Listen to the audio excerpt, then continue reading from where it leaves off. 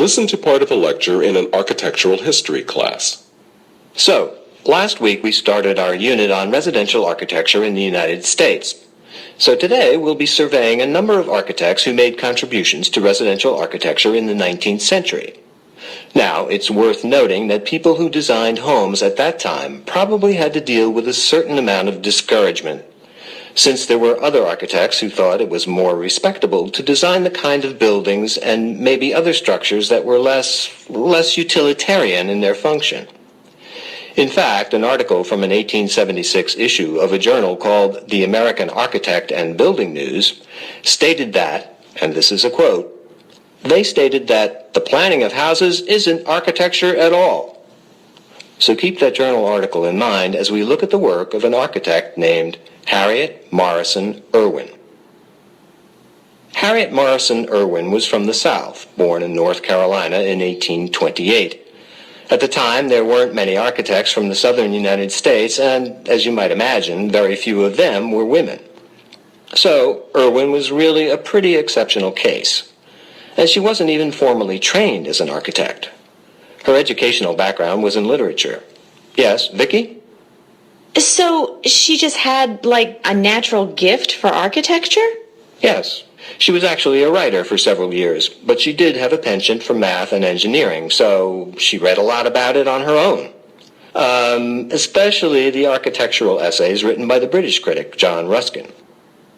And John Ruskin believed what? That buildings should have a lot of access to the outdoors, to nature. Ruskin said that being close to nature was great for people's mental and physical health. Right. So that was an influence.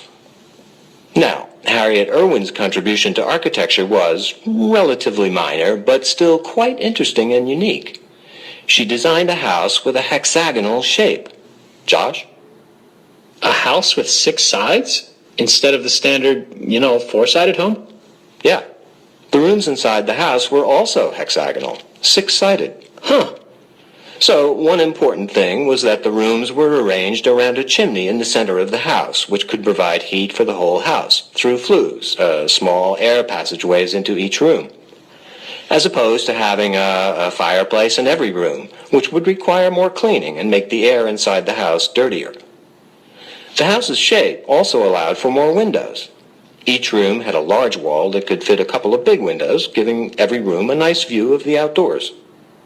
Plus, there'd be good airflow through the house. Yes, in warm weather when you can open all the windows. Good. The doors to the house as well, the house didn't have a main entrance or any hallways.